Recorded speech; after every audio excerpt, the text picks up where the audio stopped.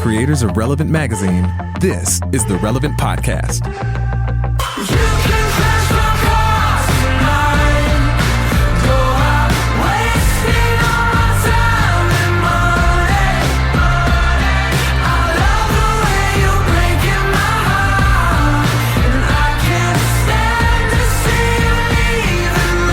It's Friday, August 2nd, 2019, and it's the Relevant Podcast. I'm your host, Karen Strang, and here with me in our Orlando studios are, on the ones and twos, our illustrious brother, Chandler Strang. Hi.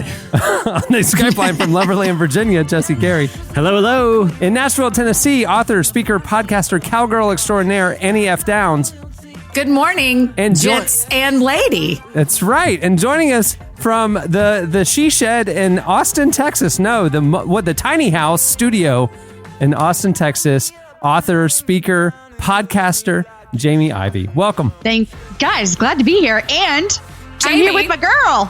Oh my gosh, this is like our dream come true, you guys. Y'all aren't going to get to talk at all. Jamie and I just have a lot to cover because we haven't seen each other in a couple weeks. Cameron, let's just sit back for a minute. Let's let them handle banter this week. I would like to point out that for real, I don't mean this as a joke in any way, shape, or form, a major value of Relevant is gender equality. And it only took us 783 episodes of the podcast to have two women and two men together on the podcast. Chandler, sorry that he doesn't count you, or Jesse, sorry he doesn't count you. He's the neutral. You got to figure out which one. That's the real battle now. Who is he not counting? I don't think anyone really considers me a grown man, so I take no offense. I am a child. And I have two male children. And me, and then, speaking of male children, notice my tag along the last couple episodes, my 9-year-old is not on the podcast today, though he is in the building.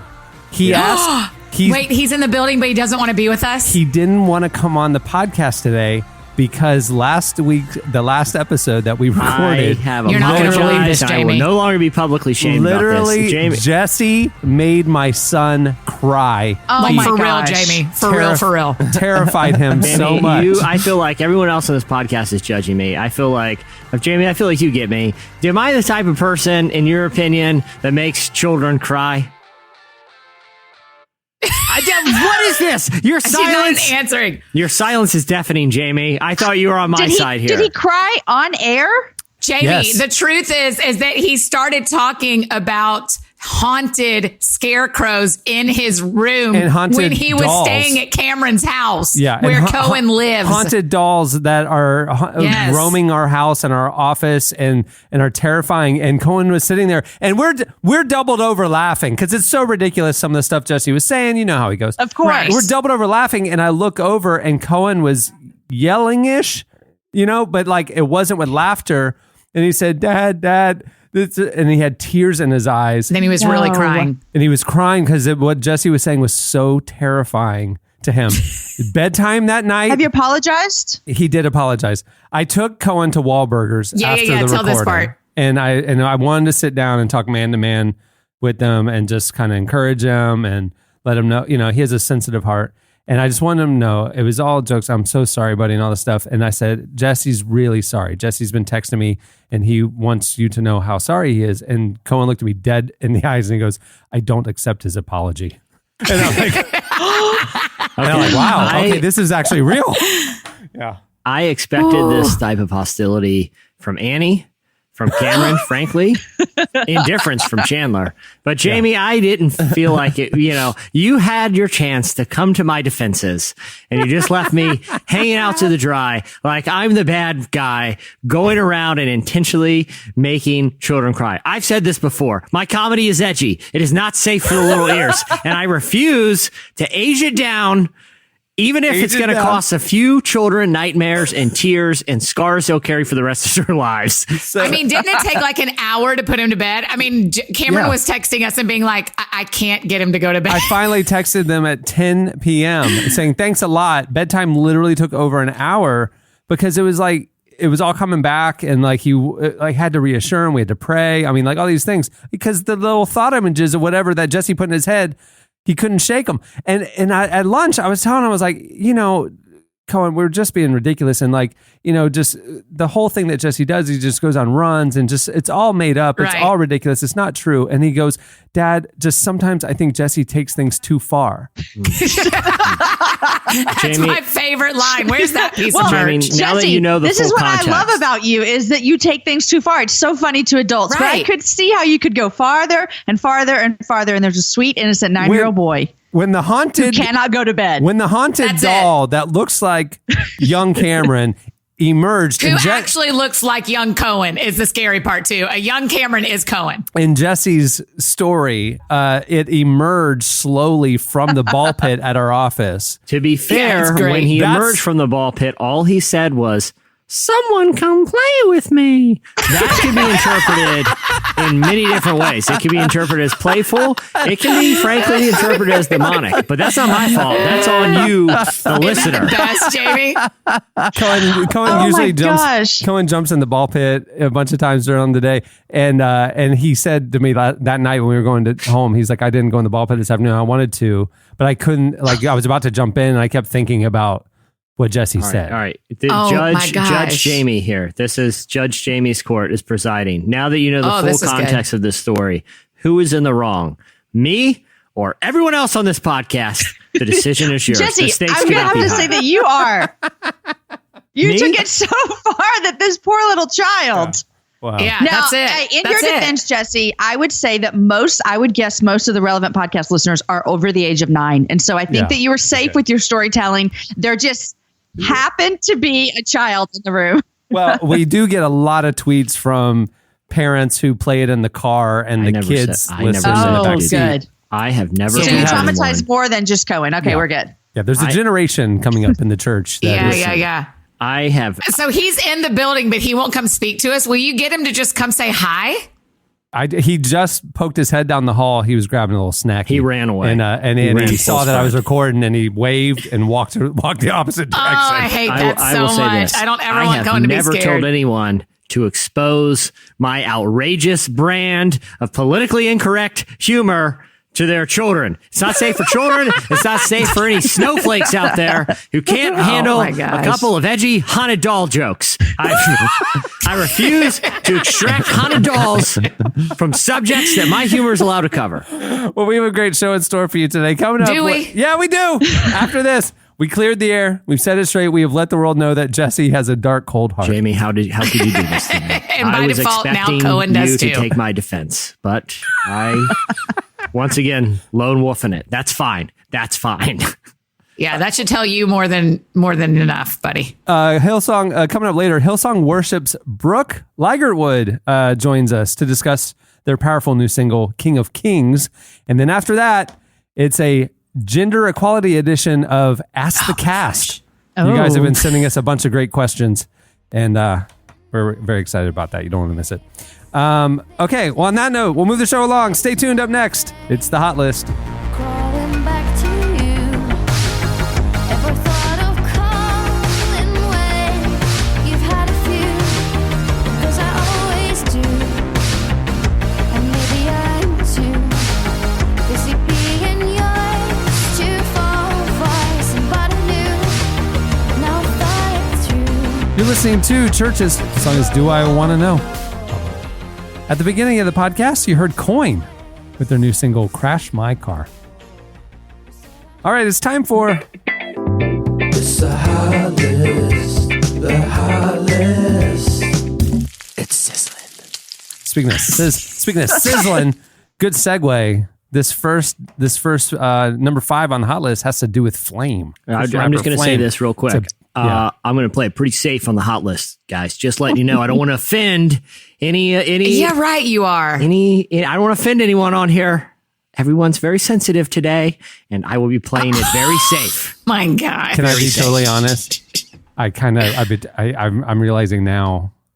I remembered this morning. Cohen asked me, like, Dad, can you not bring that up on the podcast today? Oh no! Oops. Cameron! I'm really sorry, buddy. And listen, this is another tough love lesson. And the lesson is never fully trust your father.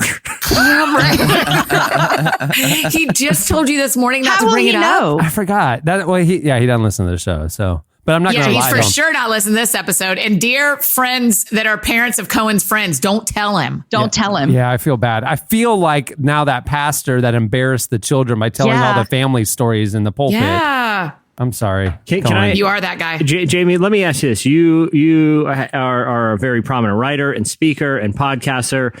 Do you ever like stop yourself before using anecdotes with your own children? Like, as like analogies and stuff? Well, I do now because sometimes my kids will be like, my mom listens to your show. And I'm like, oh, great. Thanks a lot for parents listen to the show. But when I'm speaking, I always ask, is this recorded? And if it's not recorded, I'll throw all my kids under the bus. I'll throw anybody under the bus. If it's recorded, nobody gets thrown under the bus. That's right. I always ask first too, Jamie. So your guys' rule is, if they don't know, it won't hurt them kind of a situation. Yeah. No, the rule is if it doesn't go on the internet, they don't know. Yeah. That's right. And I have big kids now. So I have a 15-year-old. He can find things. And so I got to be careful. Yeah. Annie, do you ask if something's going to be recorded? Because if it isn't going to be recorded, I know what you're going to say. You're a lot looser with your swearing. Because the other thing that traumatized Cohen last week. I did not know what you're going to say. I take that back. Was that he was on the headphones pre-show and Annie was fumbling around and got frustrated with something and cursed. And I said, just Annie, barely. Annie, my Cohen's listening. And I didn't after know the Cohen show, was there, Jamie. he said to me, Dad, did you hear Annie say a bad word? I said, yep.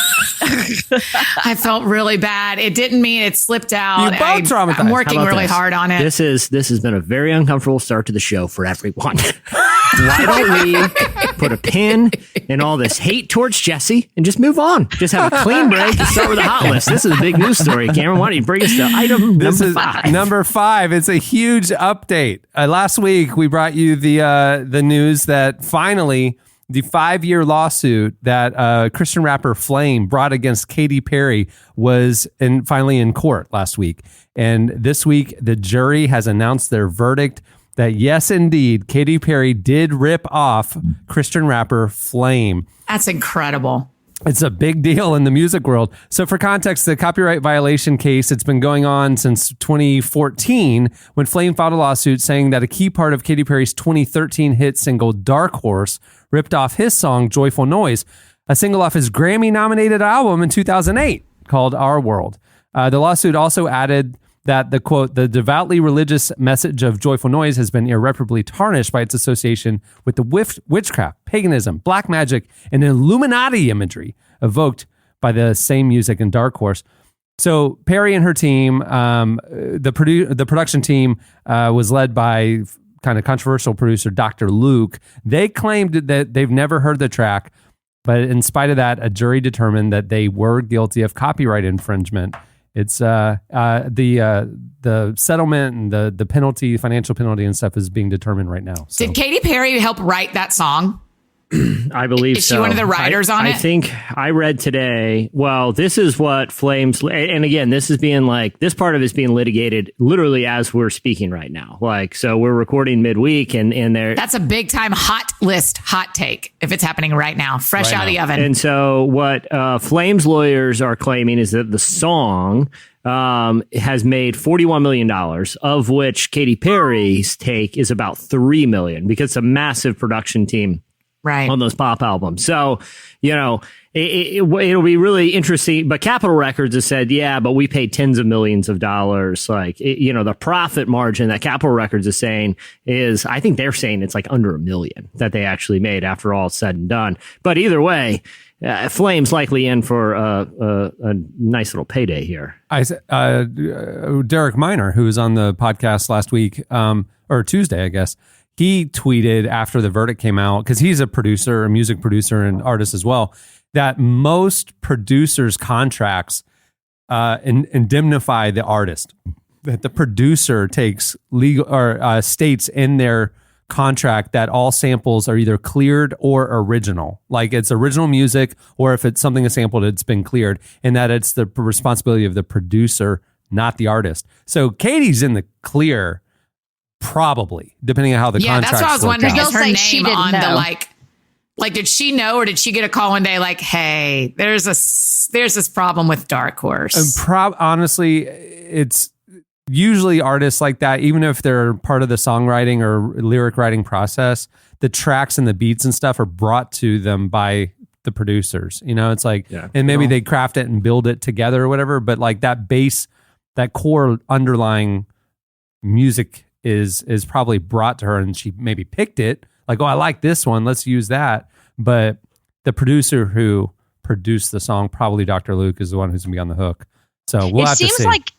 It seems like this would be something really hard to prove unless it was so similar. Is that the case here? Yeah. Obviously, since they won. It's been a five years being litigated back and forth. Finally, I mean, in a jury. I mean, this is just the legal system working. Yeah, it's still debatable. I mean, there's similarities, absolutely. Is it defensible? I mean, the jury said no. So that's how our legal system works. Yeah, it's tough. I if I was on the jury, I don't think I would have sided with Flame there. But hey, you know, I'm not on the jury, so it doesn't really matter. You always take Katy Perry's side, though. It's one of your fatal flaws. That is, you're always going to believe Katy Perry. That is true. It made it awkward when I did that Russell Brand interview. You know, because I told him right out of the gate, taking her side here. If she comes up, taking her side.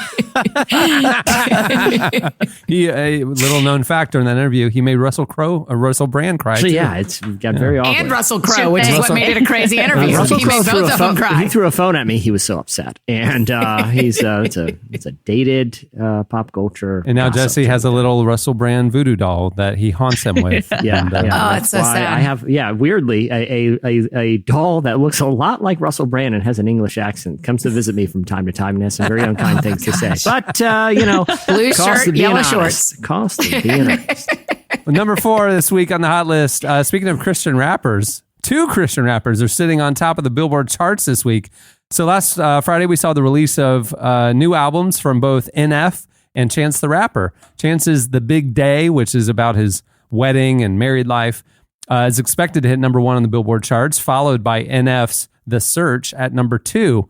However, on the iTunes album charts, NF sits at number 1, ahead of both Chance and the collaboration album from Ed Sheeran. So big week for Christian rap right now. Yeah.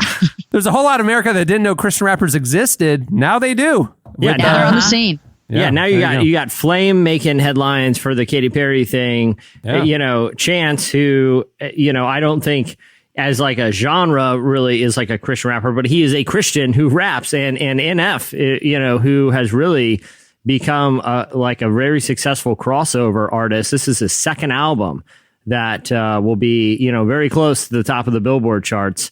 His last one hit number 1. Yeah. So good for both of those guys.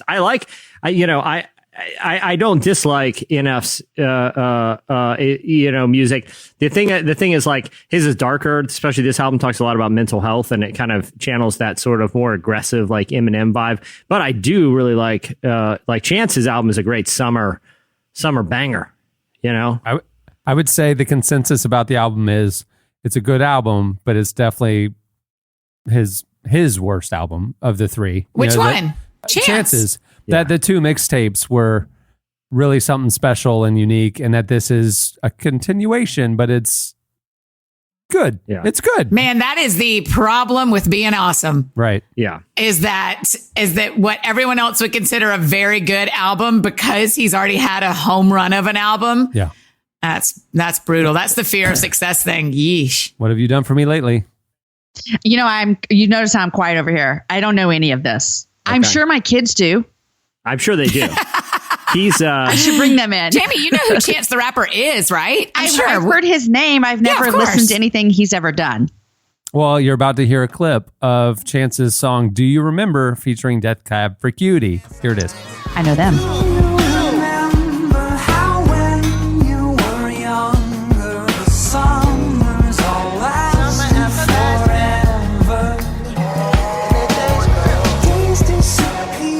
There you go. Now you're exposed. Yeah, I know, and I love it. You know what? I'm in. I'm in. All right, number 3 this week on the hot list. Activists are urging people to tell Congress not to pass a measure that could make sharing memes a $15,000 offense. Now, we talked about this on Relevant Daily this week. So the idea behind the CASE Act, CASE Act, is essentially to make filing copyright complaints online easier and cheaper, but it could have some serious consequences. The fear is that copyright trolls could use the CASE Act to force internet users into paying between $15,000 and $30,000 for infringing on copyrights. The act would set up a small claims board in the Copyright Office that would be in charge of deciding the claims. After they make their decision, there's no appealing it. The issue is, think about what you share on the internet. That GIF of that TV clip that you like, or that, Ross from Friends doing a thing, you tweeting that is copyright infringement, according to what this would be. And every one of those could be a $15,000 offense. Or you grabbing a still image from a movie and putting a funny phrase or word on it, or a photo of a boyfriend looking back and you put a meme, and all $15,000 offenses. Yeah. And there's no appeal.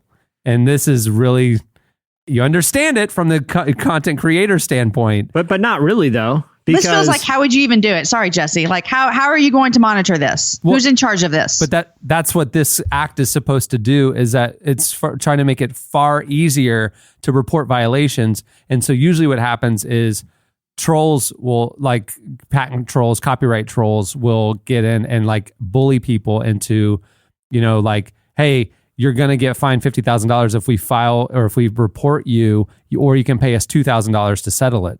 And so there's like this weird underground economy to monitoring this stuff if something like this gets put in place. But the problem is, like, this is counter to like the intent of what copyright is supposed to protect. So copyright and trademarks are intended to protect the intellectual property and the ability of content creators to monetize their product, right? So like basically a copyright, it's like I couldn't take one of your guys' books and post it for free on the internet or sell it on my own. Like that is clearly in an... You've already tried that once with my stuff and I was mad.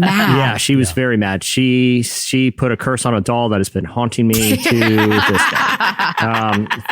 It's going to be 100 straight days of hauntings for stealing 100 Days to Brave. And I am 50 days in and I am no braver. No, but the problem with this is like me sharing a GIF of, Michael Scott screaming the word no doesn't affect the profitability of the Office franchise. Like no one is going to see that GIF and, because of that, not watch The Office on Netflix so they can get residuals or buy their DVDs. Like, I get your point, but there's something to be said for it took a lot of time and expense and people and money. Somebody paid for that to be created, and then you get to broadcast it for free. I mean, there's a reason why every live sporting event says no images can be reproduced or rebroadcast without express written consent of the people who paid to make the broadcast, Does it matter if you're getting money from it? Like if Jesse's not selling that image... Would you be okay if somebody photocopied your book and gave it out for free, like in mass? I mean, is your book the same as your face? I feel like it's two different things because... Yeah, because I feel like the difference is, it's the difference between me, uploading a book or me quoting a sentence from a book and attributing the quote to the author. Like there has to be some... way of denoting what is fair use in content to in written content versus... In written content it is. It's clear. The law is clear. Up to 400 words with attribution is okay. You cannot reproduce more than that.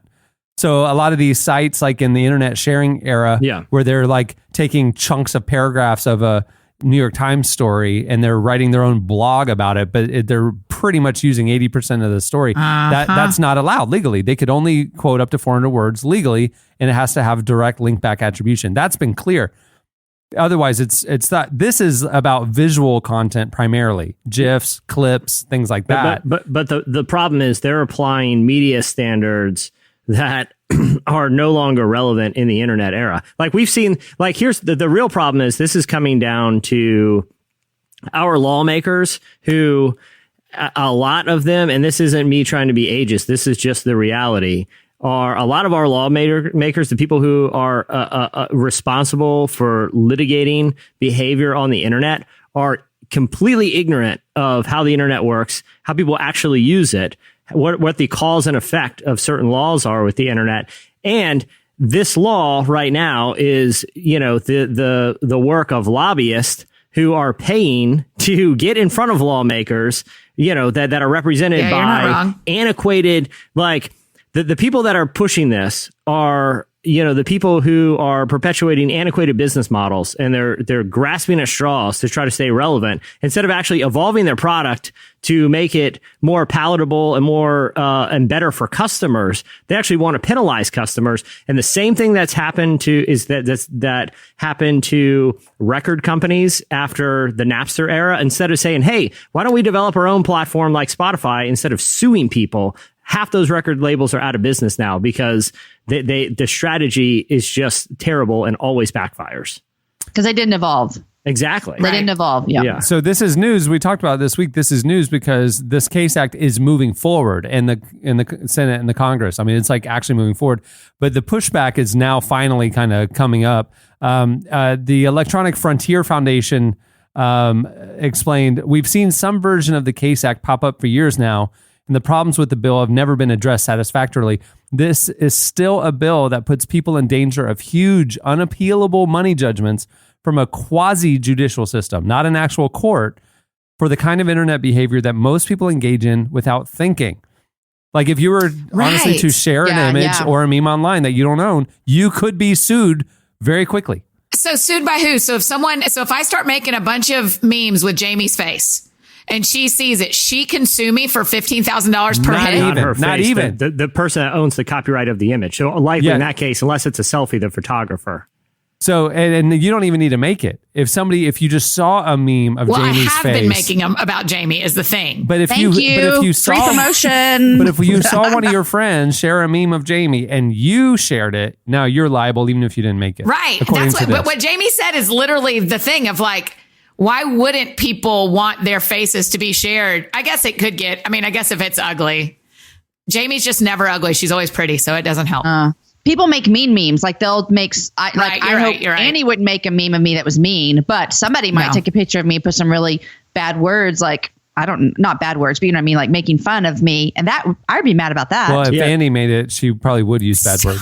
but the problem here too is like, it's the copyright holder that'll, so like, let's say I use that picture of like Leonardo DiCaprio from The Great Gatsby, toasting his martini, with white block letters that says, hey, good job on the promotion or whatever.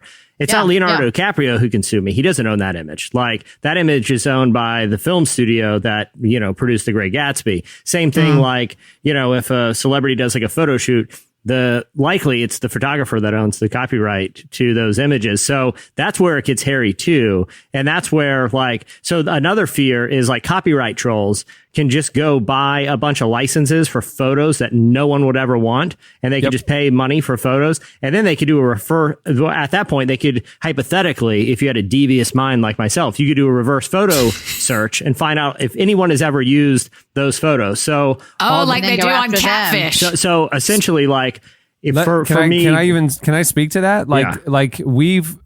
This is a real law with online media that like copyright trolls are kind of changing and getting involved in. So if you posted a blog and did a Google image search for an image and I've seen this everywhere. This must be, public domain or whatever. And you post it and you didn't like vet that you have clear license to use it, but you post it on your blog. What Jesse just said is these copyright trolls will have gone in and bought up, huge libraries like the AP or something like that. And now they're going to go out there and go make their money. And what they'll do is they'll do the reverse image search. They'll find everybody who's ever posted that and send them like legal threats. And the legal threats will be, insane. You pay us currently. This is happening now. You pay this usage, you owe $10,000 in licensing fees. You pay us or else we're going to sue you, right? The reality is under the current law, those threats are fairly not enforceable. Toothless, because interstate legal laws, interstate legality would be that they would have to hire a lawyer in Florida to file a suit in Florida to put it in a Florida court to sue me. They can't sue me from California whatever. So they would have to put tens of thousands, if not hundreds of thousands of dollars to pursue legal action for me to pay whatever they want for that one photo, right? Well, yeah. They're not going to do that. So what they do is they bully you like a bill collector into scaring people. And if they just do the wide thing, out of 50 threats they send, 2 or 3 people will get terrified and pay something, and then they made their money. Oh my gosh. And so that's what they're doing right now.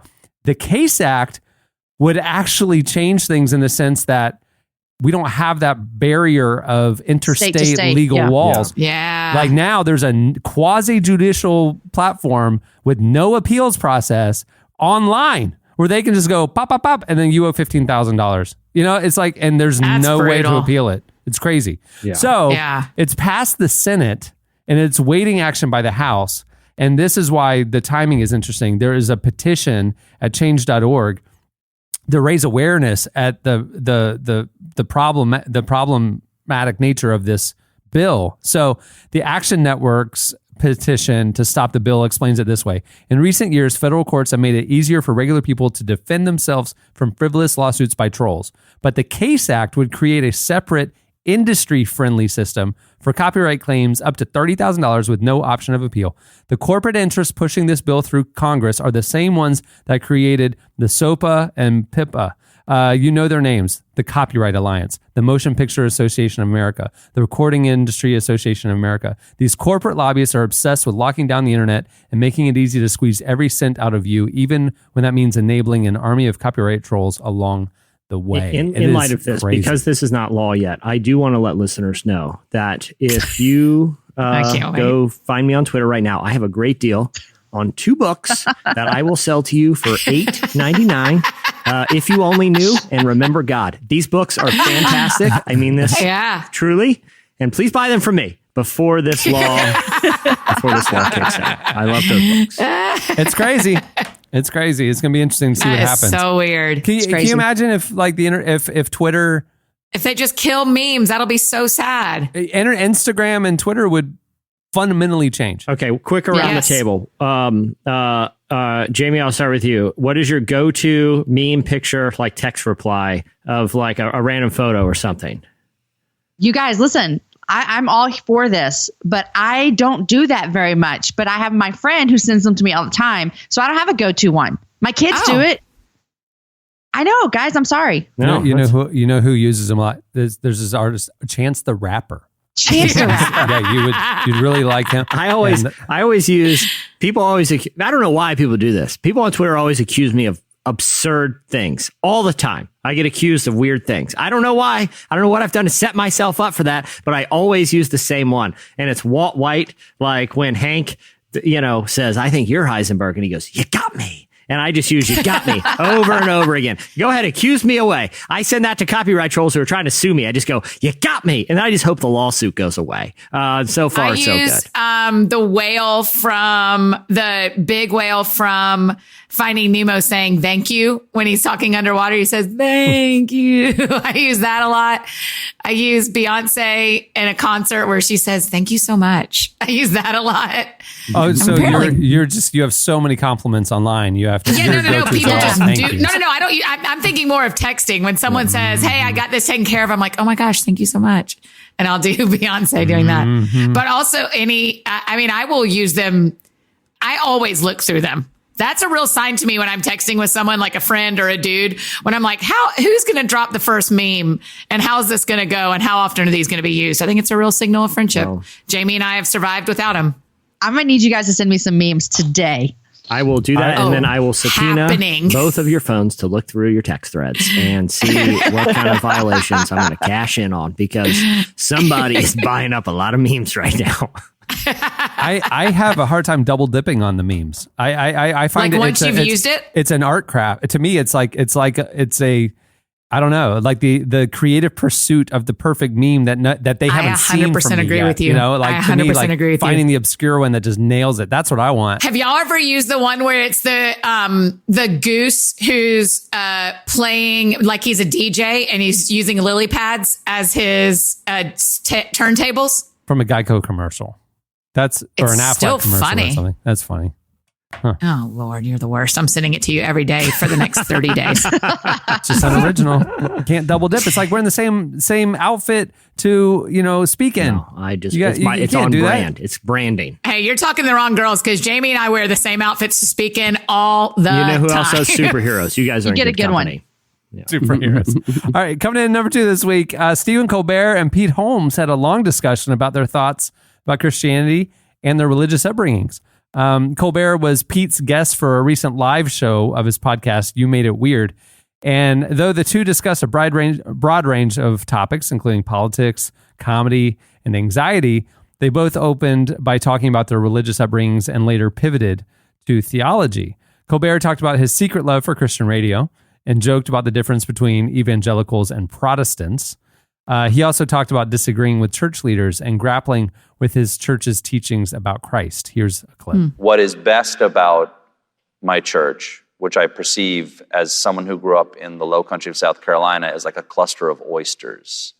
And when you go to an oyster roast, and there's a cluster of oysters there covered with mud and dirt and seaweed, and somebody's hosed it off, and they put it in a steamer or on a fire to open it up, and you put on a big old oyster glove so you don't cut yourself up, and you take a knife and you work your way through, and some of those oysters are full of meat and sweet, and some of them full of mud, and some might have a little crab in it or something like that.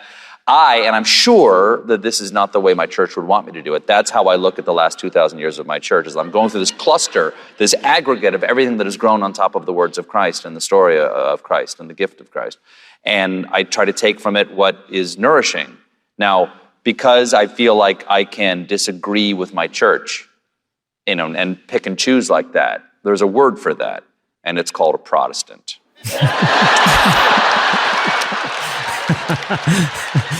Throwing shade, but I like it. Throwing shade, but I do love that analogy of like, look, people distort the core message over time, and it evolves in probably unintended ways, but the core of it is still there, and that's what it's important not to lose. But those are two guys. I was really excited for that long form conversation because I like both of those guys' ability to kind of talk openly about their thoughts on faith, but also their insecurities about their own beliefs. And it's out now. We can listen to it on his podcast, on Pete's podcast. Yeah, You Made It Weird. If you don't have the clean filter on your Apple Music, because I can't listen to Pete's podcast because it won't let me download the episodes because I have the clean filter. Come on, Pete. Oh, And next thing, I won't be able to listen to Annie's podcast either. Stop it, Cameron. I actually have the vulgar filter, and I only listen to just horrible things. It sends it right to my phone. That just downloads it. Just a lot of awful stuff. But this was a little gem. This was a little oyster meat in the pile of jagged seashells. That is my podcast feed. All right, coming in number 1 this week on the hot list, a new Netflix docuseries looks at the secretive world of the National Prayer Breakfast. I have been. What? You've been to that. Yeah, many times. Jamie, have you ever been? no, I haven't, but I would go. Yeah. Jamie and I would love to go. Can y'all get us invitations? Let's all go. Yeah, seriously. You can't Just buy wait. tickets. Just wait till we get through this hot list item. Then you'll question if you'll really. I know how to pray. I can do this. The film is called The Family, and it examines the origins of the National Prayer Breakfast and the group known as The Fellowship, or in some circles, The Family, that organizes it. The annual events have been happening in Washington since the early 50s and draw some of the most powerful people in the world. Though the events attended by Christian leaders from across the theological spectrum, from Reverend Jim Wallace to IJM founder Gary Haugen, the group Point of Grace, Michael W. Smith have all attended in recent years, Mark and Roma Downey, a bunch of people. It recently has made headlines for some more ominous reasons. Officials say a woman named Maria Butina infiltrated the event in 2016 and 17. I was there both years. I was about to say, you were there those years, weren't you? Yeah. Keep going, keep infiltrated? going. Weren't What's you, happening? Vladimir? And has since pled guilty to, quote, felony charges of conspiracy to act as an unregistered foreign agent of the Russian state. No. She's now in prison. There was a spy at your prayer breakfast? Hey, Cameron, how was the prayer breakfast, comrade?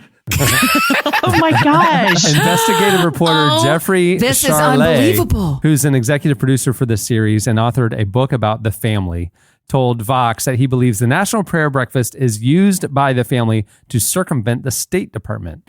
They are arranging meetings with a real who's who of nasty figures. the kind of government leaders from foreign nations who might not otherwise have access to American power, but who the family, in pursuit of their strongman vision of Jesus, thinks are actually anointed by God for leadership. How could this is impossible? I'm so confused. I've never heard of anything even close to this. Here's a clip of the trailer. In my 20s, I stumbled my way in. And what I found is a secretive Christian organization called The Family that had been hiding in plain sight for over 80 years. This was a group with tentacles around the world. A humble example of leadership that the world has never seen. A breathtaking enmeshment of church and state. There were congressmen, senators, world leaders. And they say it's about faith, but there's a shared understanding that what we're really about here is power. I'd like to single out Doug Coe. Doug Coe and all of his associates. I'm grateful. Doug Coe is the longtime leader of the family. He's the most powerful man in Washington you've never heard of. He said the more invisible you can make your organization, the more influence it will have. Jesus plus nothing. It's a powerful thing. Using the National Prayer Breakfast, they dispatch representatives to build relationships with foreign leaders. That is exactly the kind of meeting that I would want to exploit. For the family, Jesus says you must go to those who are in positions of power. God always uses imperfect vessels to do his perfect work. President Trump's an imperfect vessel. Jesus is the answer, but Jesus and Capitol Hill don't mix. Just to be clear, every president has spoken at the National Prayer Breakfast and attends every year. Obama did and everything. Yeah. So you're telling me that the National Prayer Breakfast, which is in May of every year, am I right about this? I've never been invited, but maybe Cameron will take Annie and I next time. It's about a month after Easter, so yeah. Okay, so you're telling me that this is started by the family. Mm-hmm. That's what they call themselves. The fellowship. The fellowship. Yep. This sounds like someone who, like, we read about in People magazine where they all drink the Kool-Aid or something. And it's the prayer breakfast. I mean, just treading a little lightly. Friends, national leader friends of yours are involved. Just FYI. Me? You're talking to me, Jamie? Of all of us.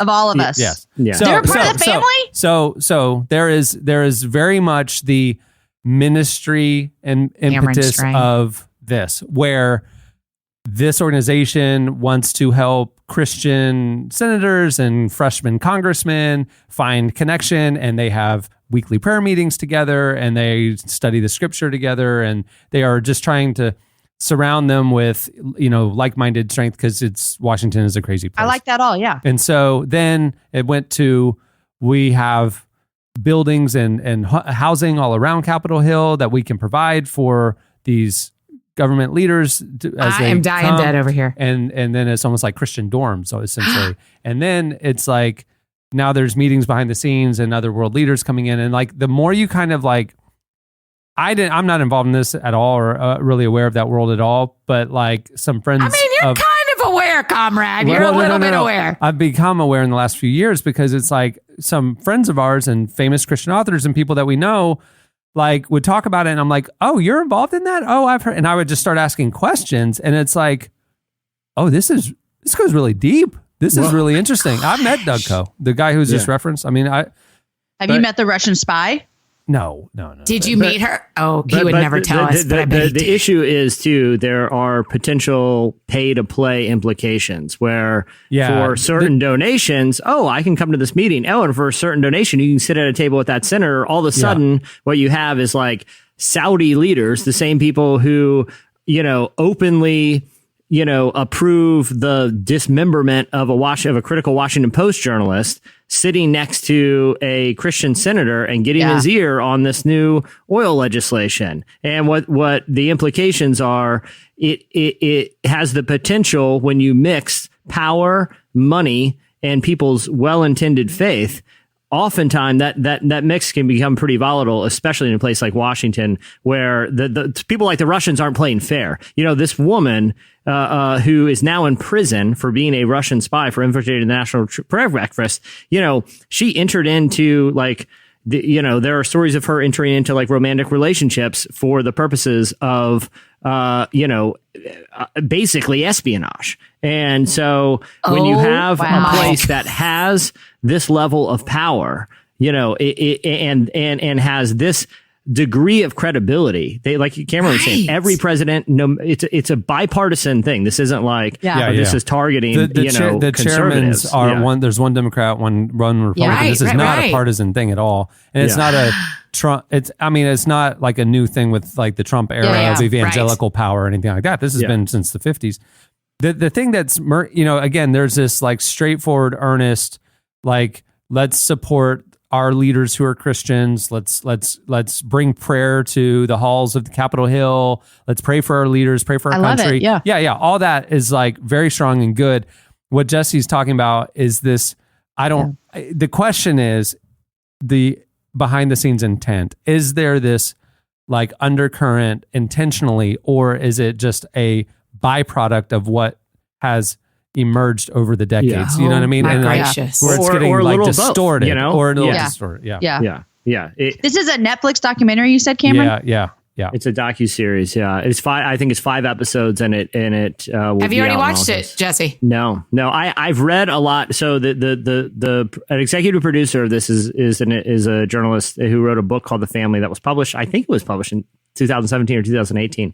But I had read a lot of his work.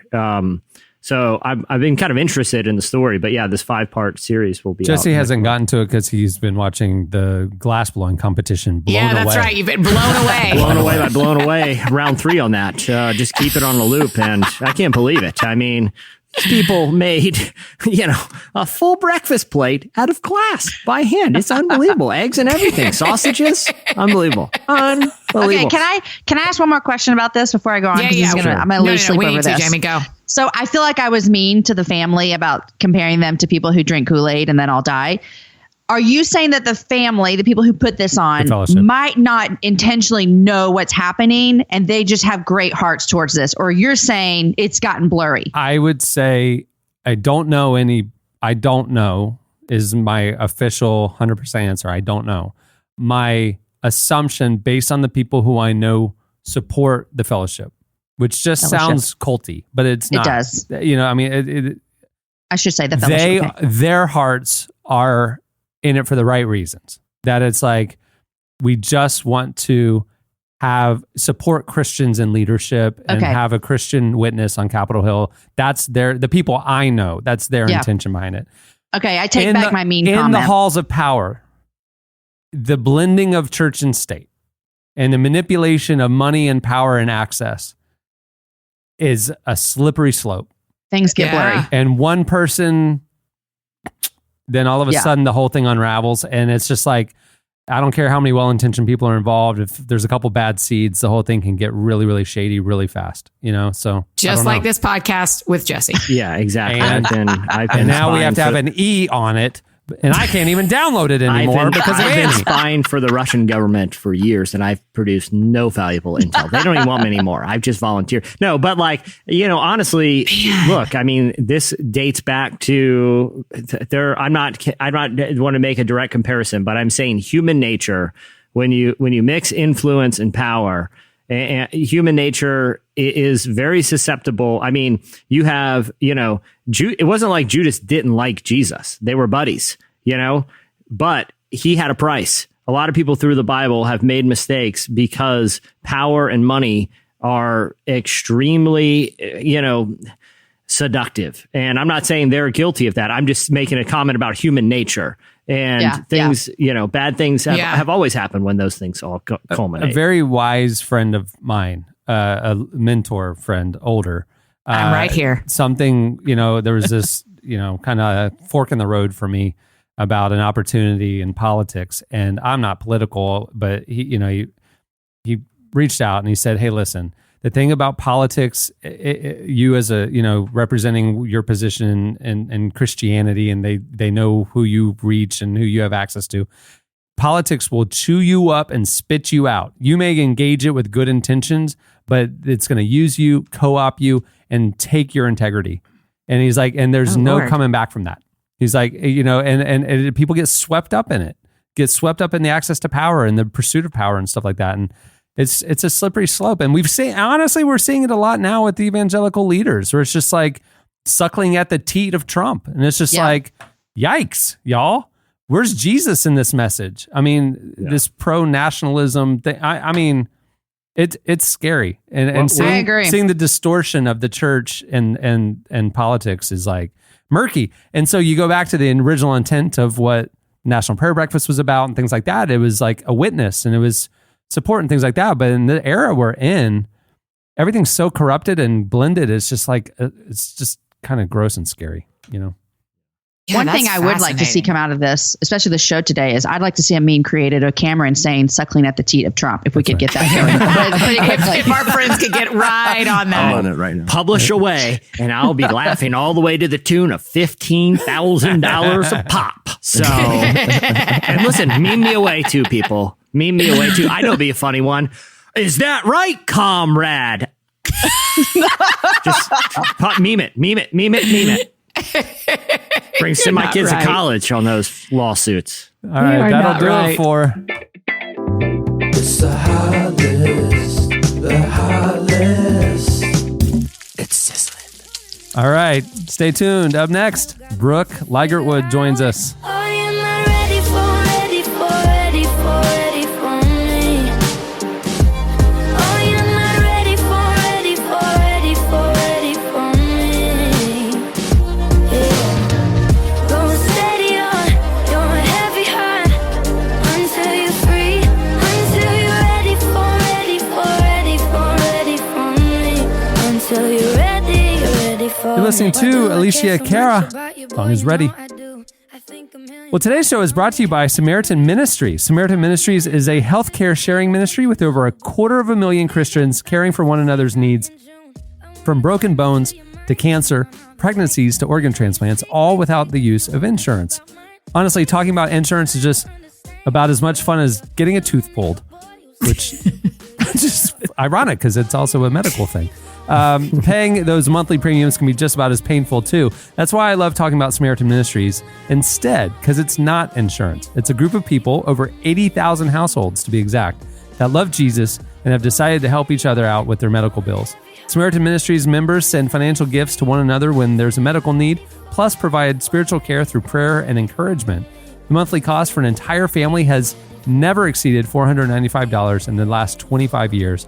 Also, I love that being part of a ministry like this really frees a person up to focus on what they're most interested in, just living their best life.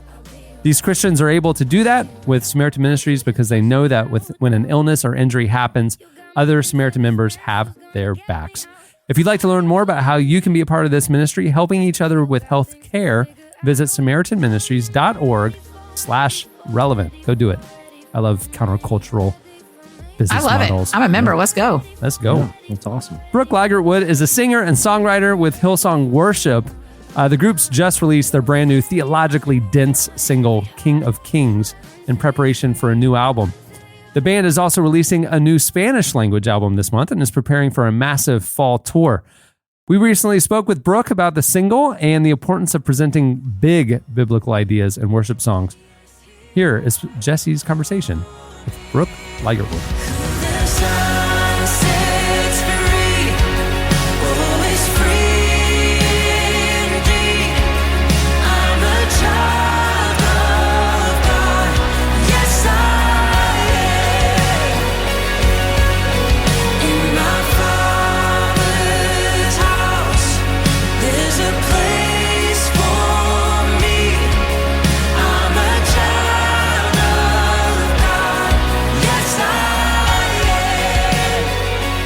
Congrats on the new single, King of Kings. Man, what a powerful song. Oh, thank you. Thanks for listening to it. Yeah, absolutely. I wanted to jump right in and talk about the track. You know, I was listening to it earlier, and it's got to be one of the most like theologically kind of dense songs that I've heard in in a good way. It's almost like a hymn where you feel like you have like a theology lesson wrapped in this really, you know, kind of catchy, powerful song. Can you tell me a little bit about what the inspiration was for writing it? Yeah, I think so. My husband Scott and I went to Nashville to hang out with our friend Jason Ingram for a little bit last year, and we kind of decided to you know, break out some instruments and see what happened. And he had what he felt like was a chorus melody, which actually ended up being the verse melody. And it's so kind of simple and uplifting and repetitive that we got really excited, because I think whenever you have a melody like that has a lot of simplicity and repetition, it gives you an opportunity to fit a lot of words in there. And what a better use of a lot of words than to attempt to recount, the greatest story that there is to tell. And we were, and it just really kind of came together, and we were excited to be able to try and capture, I guess, the heart of the gospel and a little bit, and tell the story of the church. For us, it's pretty exciting that things didn't end with the resurrection, but they began with the resurrection in a way, certainly for us as the church. And so I think attempting to capture that in a song was a really exciting and rewarding challenge for us. And we're really encouraged. So, the song's only been out, I think, a week, maybe a week and a half or something. But we've been really, really encouraged by the response so far from the church, because that's really what we want to do, is we want to equip and empower the church with songs that kind of, remind her of who she is, and give her people weapons, to put in their mouths and arm their everydays.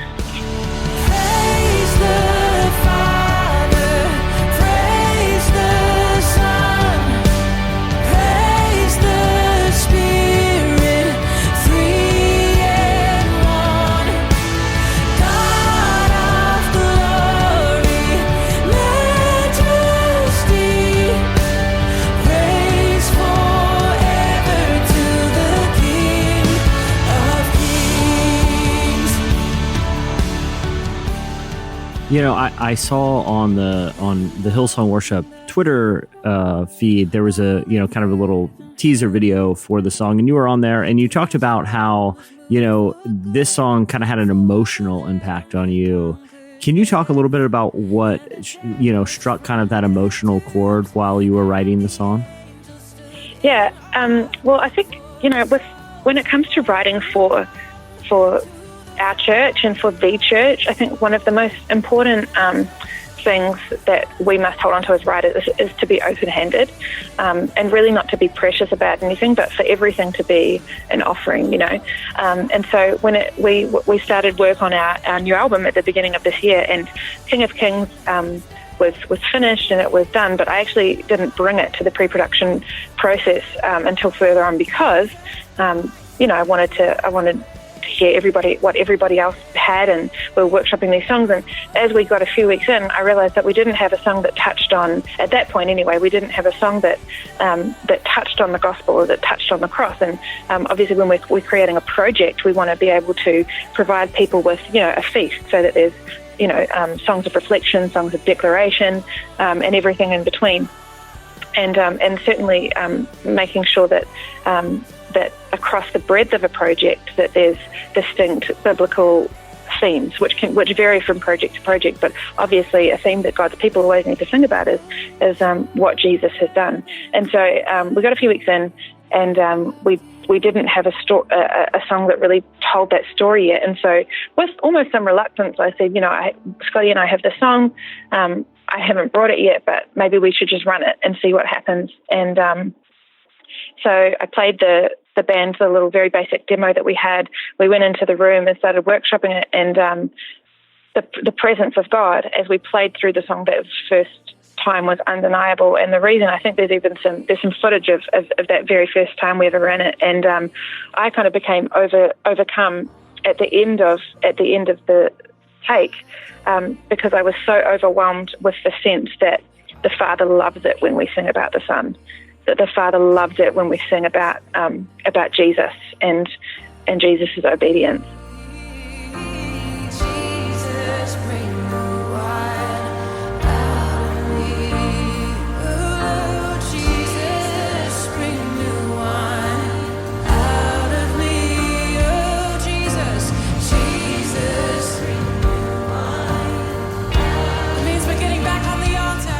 That was Brooke Ligertwood.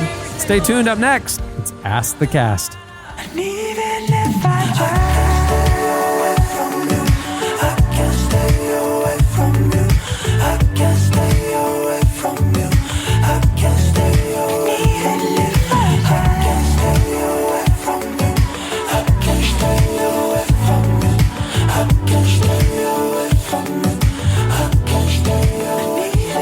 listening to Slender Bodies.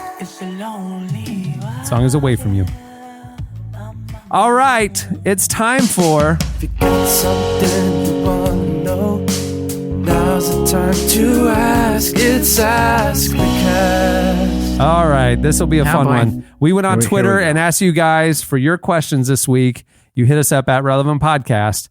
Here's a few that I will You've done this toss before, right, Jamie? to the team. Yes, and it stresses me out. Yeah, I know. That's right. There we go. Hey, just know the stakes are very low. You can say absurd things and there's never any consequences. That's what I've how learned. you behave. That doesn't Right. mean it's true. Listen, people want raw, unfiltered honesty. And if we listen, I know that four of the five of us are perfectly okay with putting profanity right into our ears via podcast. So fire away, Jamie and Annie. This isn't really like a question. I'm more interested in his story than our answers. But Tanner asked, I serve at a church, and this Sunday is my last Sunday. How do I leave a lasting impression? I don't know that you want to leave a lasting impression. I want to know, why is this Sunday your last Sunday? That's what I'm curious. Maybe you should Maybe moving he on. stood up on a stage in a devil suit and did the announcements. And Jesse, Right. you know how this Announcements in goes. screw tape letter style. Yeah. I say you do go back and play that wonderful Stephen Colbert clip where he does a visual analogy of a giant pile of gross oysters and then cutting them and shucking out the small bits of meat and throwing out the shells. Just bring the oysters right in there and just perform that. Everyone will remember. And who doesn't like a good oyster roast on a Sunday What's that afternoon? Jim Carrey movie? Is it Liar Liar, where he just says whatever comes to his mind and he can't stop himself?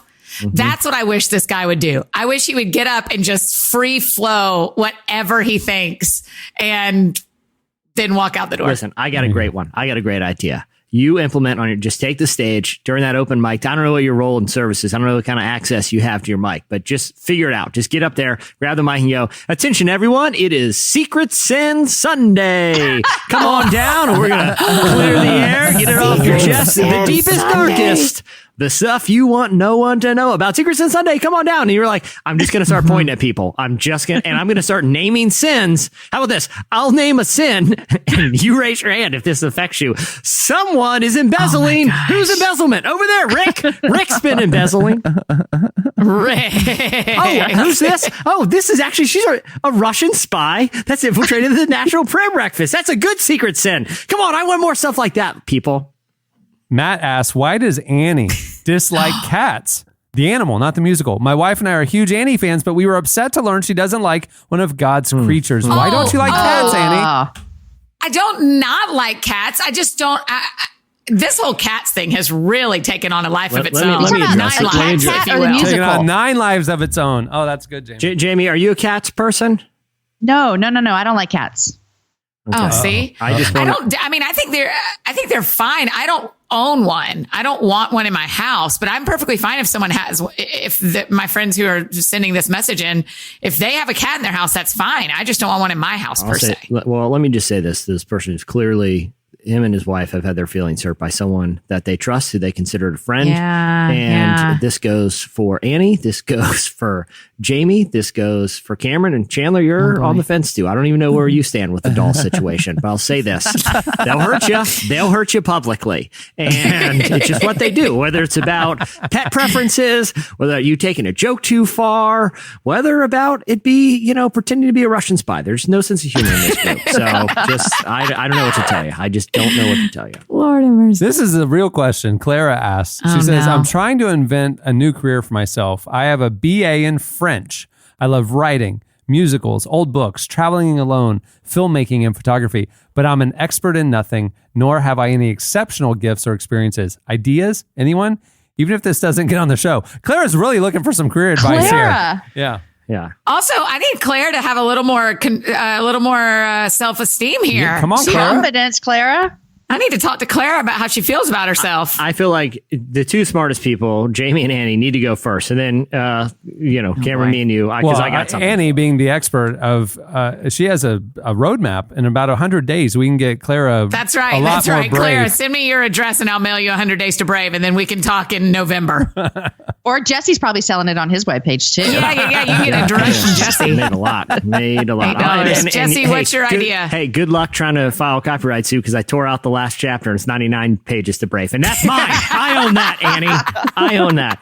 First, Jamie, do you have any advice for, is it Sarah? You said Clara sounds like she needs to hit the road and be like a travel writer or something. She needs to go to France. She needs to take some pictures. She needs to start a blog. But I think Clara just also needs to, like Annie said, Clara, you got a lot in you. You are something. You will be something, Clara. We believe in you. Clara, we believe in you. We need you to talk about yourself more positively. I will say this. If I were you, I'd head right down to that French embassy because I heard a lot of governments are looking for bilingual people to infiltrate the national prayer breakfast. So it's, I don't know what the going price is, but it's wide open from my understanding. You get paid really well, but there is a chance you end up in jail. It's a risk you take. You could end up in a government black site or Guantanamo Bay, but I heard Wait, what did you say? A government what? Black site? Like it's what where is that, Jesse? No, it's a whole rabbit hole. You're gonna Google it after and enjoy government black the sites, trip Annie. down. I much prefer when you tell me really weird things about the government. I don't know what it is either. Well, Annie has a proclivity towards Jesse's conspiracy affinity, but 100%. But Jesse has gone down all the wormholes. Annie, we find out from time to time, like this one, does not yet even know about that wormhole. Annie just lock the door for the weekend and just fire up the laptop. Just have fun learning Say about what it. it's called one more time. A black site. Black site, yeah. I wrote it down. Okay. I'm ready. Okay, Rodrigo, I don't know his motive for this. I'm concerned about the question. It feels problematic to me. Rodrigo asks, if you could fire someone from any business or church, who would it be and why? Oh my gosh. Okay, we're going to really answer this. If you could fire someone from any business or church, who would it be and why? I'm like, what? I'll say what this. happened to you? I'll start. I know you will. My answer would have not been this, up until an hour ago. Yeah. I have a podcast that I listen to extensively several times a week, and I consider the people on there my friends. They turned on me, and they deserve to be fired and give me Russian spies for all I care, because they can't hurt me any worse than a couple other people I know. Who would you guys fire? All right. Okay. And Eric, last question. Eric, now, I don't know if you know, because this isn't as big of a deal in our world as it used to be, but apparently right now it's Shark Week. Shark Week's going on right now. Yeah. Unfortunately for me and my household, a few years ago, Shark Week jumped the shark. Yeah, me too. So I haven't even tuned in. But here is some Shark Week questions from Eric. Shark gummies or Swedish fish? That's one. Shark gummies. I didn't even know there was such a thing as shark gummies. They're blue with white. And, they're blue and white. Yeah. In shark gummies for sure. All day. Jamie? Neither. I don't like candy. What? She's so rich. She don't even like candy. I like she just eats chocolate. fancy I don't things. like candy. Yeah. Neither. Gotcha. I won't eat them. She's bonbons Wait, you don't or eat nothing. any candy, Jamie? Nothing. I'm not going to ever choose candy. I mean, chocolate. If you nothing. ask me Cool Ranch or cheesy, that's a decision I'd have to make. The Doritos. Candy, Sure. I'm out. I don't care. I'll say the Swedish fish are disgusting and a disappointment as candy. I don't like Swedish things, and I'm you don't like kind of got to be in a fish mood. To be modern honest. Wow, you don't like Swedish things? That is a really strong statement. including Swedes, including the people. What about the chef? Listen, I don't need some arrogant Swede telling me that I'm wrong about something, and I will take the sharks all day. What's your favorite shark-related fact? Do you have a favorite shark-related fact? This is also from Eric. He has a couple of Shark Week questions here. Oh, my favorite shark-related fact. I don't know that I know enough shark-related facts. Yeah, I know something. Okay. Because I was at the hair salon yesterday with my daughter getting her hair done, and Shark Week was on. Yeah. So I learned something. I'm ready for this conversation. Did you know that sharks, there's this myth that if you're bleeding, like if you have a cut, that you're going to attract the sharks. It's Right. false. They're not interested in human blood. Interesting. Really? What? Wait, are you sure? It's what they told me on the TV. If you're in the ocean and someone's fishing and there's cut up fish, you need to get out of the water. Yeah. Because they want the fish, not the humans. Blood. There you go. They want fish blood. Years ago, I tweeted out some shark facts at Shark Week. I don't know if I can find them. I never really tweet, but I think, these are obvious. I used to love Shark Week, and now I hate it because it's dumb and Fake. about mythical sharks, like Yeah, it's fake just fake. documentaries. Yeah.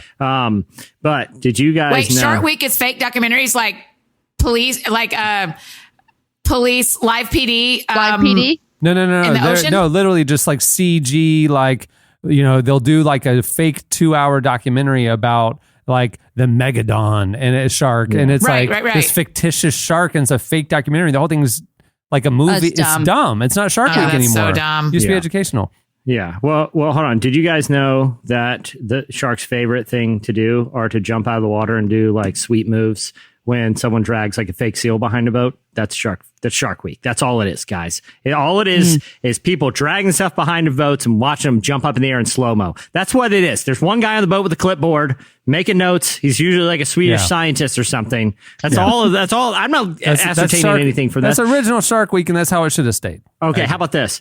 Shark Weeks, and I dare you to prove me wrong. Sharks are the only animal you can ethically punch right in the face on TV and nobody cares. There's all these that's an specials of them interesting swimming question. down Hold there on. and the sharks Hold are coming on. at you, and then you see people like pop, and they're it's like for some reason we're cool socially with punching No, I sharks think right in if the you're face. in danger, you're allowed to punch any they're animal in the teasing. face. I saw Mythbusters go down there and they just punch them in the face just to punch them in the face. Like they were antagonizing the sharks and then boxing them. Can you imagine doing that? Me and Cameron one time saw a guy box a kangaroo at a basketball halftime show, and it was very disturbing. It was incredibly disturbing. I think sharks, there's no wonder why they want to bite people. They're getting punched in the face under there. But what if someone came into my house and just punched me in the face for no reason? No reason. Well, are you trying to eat them if they come in your house? No, but who knows if the shark's trying to eat you? He's just coming up to say hi, or what are you doing in my if house? an animal is biting me or it gets close enough that it could bite me, I can see a world where I punch it in the face. A bear. I saw a bear when I was in Colorado. Jamie, 2 weeks ago at Lost Valley, there was a bear that was literally beside me. I was inside, it was outside, but he was beside me, and I thought I'd punch that bear in the face.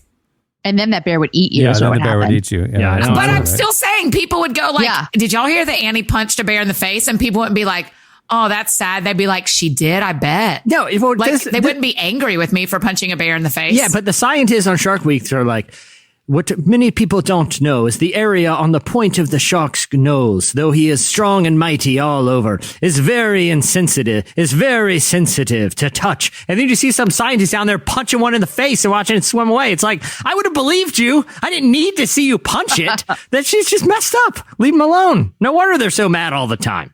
All right, last question. Emily says, I'm having my wedding at my home church in April. Congratulations. Because it's sort of old school, we can't have dancing at the reception. So what are some fun activities we can plan to keep our guests entertained? Find a new church. Yeah. It's her home Go church. somewhere else. I would say maybe play some cards or something, but if they don't allow dancing, they probably aren't cool with face cards either. So maybe like Dutch Blitz or one of the ones that the you're Mennonites just gonna have go to with. feed them really well because people are not down. I mean, if you're trying to have the shortest reception in the history of the world, you're doing it. Don't feed them well and don't have dancing, and everybody will be out in 40 minutes. Listen, from my experience with church congregations that aren't cool with dancing, the most fun thing that they do in recreational time is to preach fire and brimstone sermons. So you could always dust that one off. People love that. There you go. We got nothing for her. Yeah. Yeah. We didn't help her at all. Sorry. I mean, cornhole's fun. No, you're not going to do cornhole at a wedding reception. I'm just helping. You just do a dinner, and then you do the toasts, and then you cut the cake, and then you're done. You do a toast with some sparkling apple cider, and you... Yeah, that's for sure true. All right, that'll do it for this week's edition of... If you got something you want to know, now's the time to ask. It's Ask the Cast. Awesome. Well, many thanks to Brooke Ligertwood for joining us. Their new single, Hillsong Worship's new single, King of Kings, is out now. You should go check it out. Also, thanks to Samaritan Ministries for making the episode possible. If you'd like to learn more about how you can be part of this ministry helping each other with health care, visit SamaritanMinistries.org/relevant. Also, a little internal note, season 2 of my podcast, Unedited with Cameron Strang, debuted this week. My guest is Christine Kane. You should go check it out wherever you get your podcasts. Also, issue 100 of Relevant is out now. Make sure to check it out at newsstands nationwide and at relevantmagazine.com. There's a lot of amazing content in it's a special issue. Congrats to you guys. Thank you. Oh, That's a lot of magazines. Thank you. It's a lot of magazines. There you go. That was very nice. Well, on that note, we'll wrap things up. Thanks for being on with us, Jamie. It's always fun. This was fun. I like the gender Thanks for having equality me. mix, the gender equality episode. Listen, you put me and Jamie in the same room. We're going to have a good time. It's what we do. That's it's right. what we know. You guys, as long as there's no dancing and there's sparkling cider involved, I'm cool with it. Let's be careful what we say A with few fun. creepy dolls and you are there. All right. On that note, we'll wrap it. I'm Cameron Strang. Chandler String. I'm Jesse Carey. I'm Annie F. Downs. I'm Jamie Ivey. We will see you on Tuesday. Have a great weekend, everyone.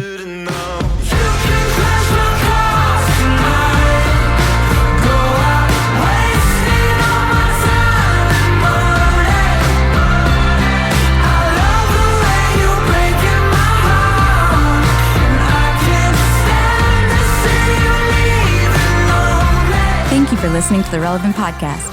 If you like what you heard, be sure to leave us a review on iTunes.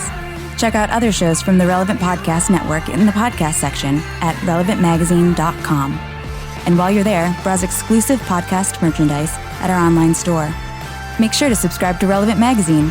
Info is available at relevantmagazine.com/subscribe.